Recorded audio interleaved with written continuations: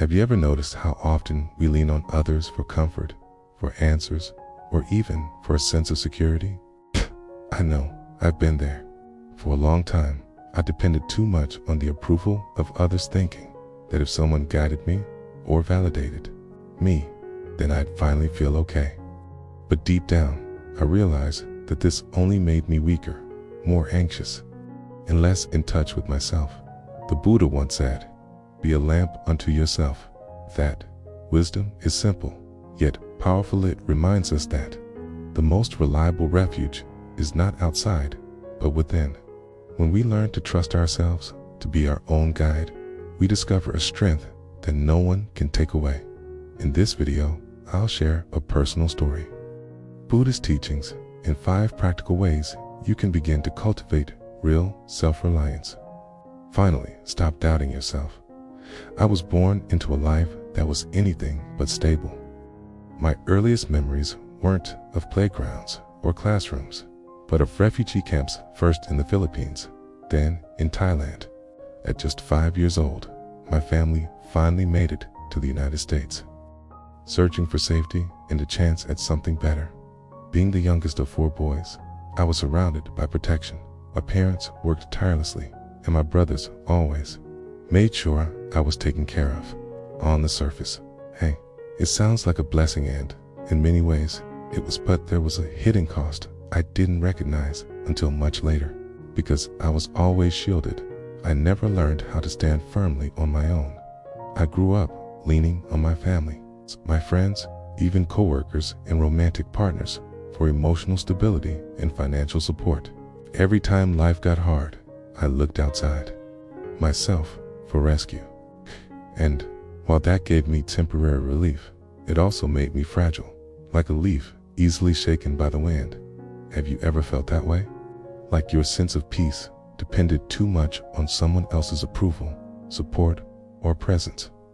It's a scary place to live, because when that support disappears, your whole world feels like a roller coaster you can't control.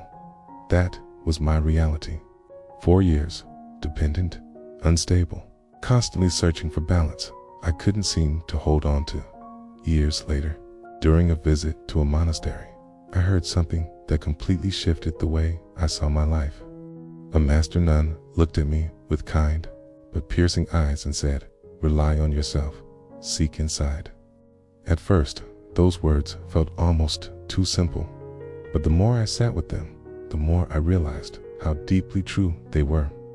The Buddha often reminded us that everything in life is impermanent: our possessions, our relationships, even the people we love most. And when we cling to those things as our only source of security, we set ourselves up for suffering, because sooner or later, change will come. Someone will leave, circumstances will shift, the ground beneath us will feel like it's crumbling. That was the story of my life, depending on others to hold me up, then collapsing when they couldn't. But the teaching of being your own refuge gave me another option. It wasn't about shutting people out or becoming cold. It was about building inner resilience, a kind of quiet strength that no one else could give me and no one else could take away. Think about it.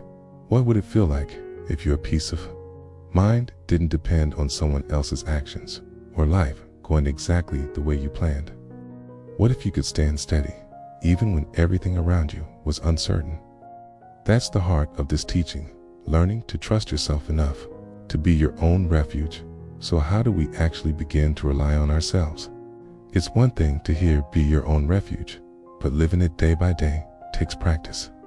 Let me share 5 practical ways that have truly helped me. First, practice daily meditation. Our minds wander constantly, chasing fears, regrets, or endless total lists.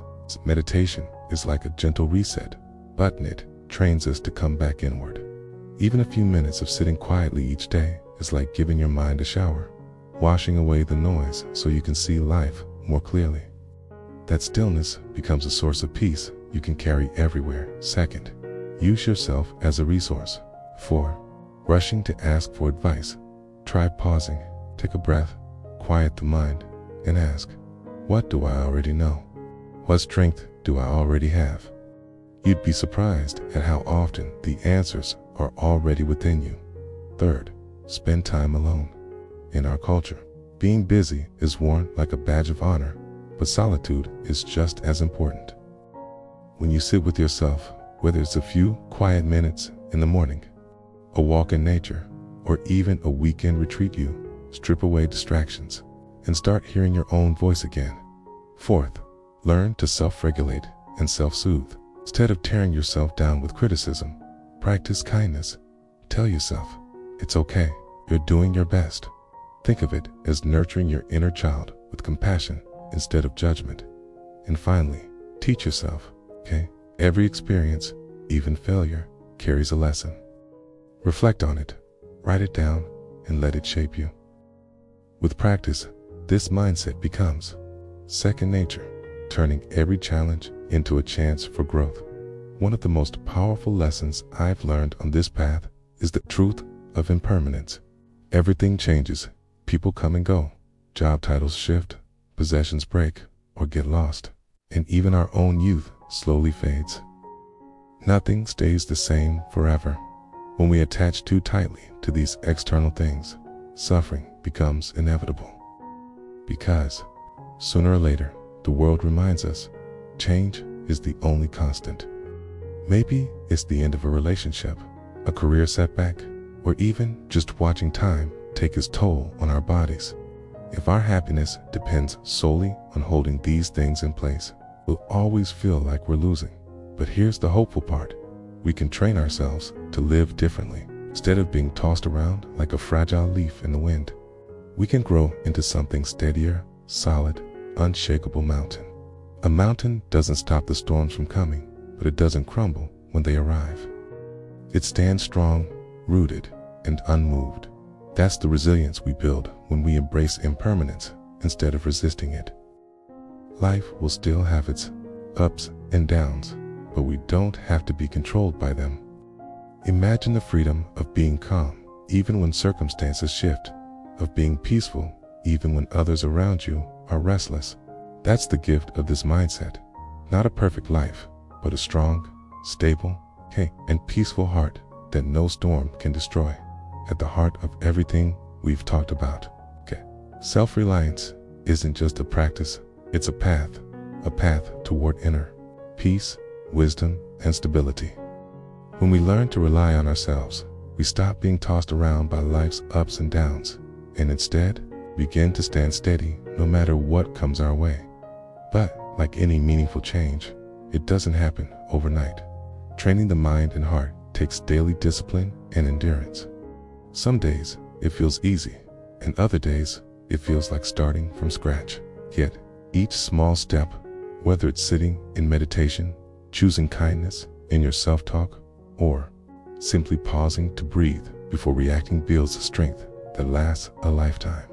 And this isn't just for us. When we become resilient, we also break cycles of suffering for future generations. Imagine the gift of passing down not anxiety, not dependency, but calm, wisdom, and trust in life. That ripple effect can change more than we realize. So as we close, I want to leave you with this blessing.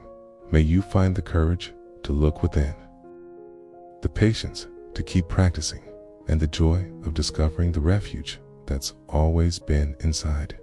You keep going. You are stronger than you think. If today's sharing resonates with you, please leave a comment below. How are you learning to rely on yourself? I'd love to hear your story. Don't forget to click Laquito. Spread this message to more people. Subscribe by Chanel to accompany each other on the journey to regain inner peace and strength. Remember, you are your own light. See you in the next video.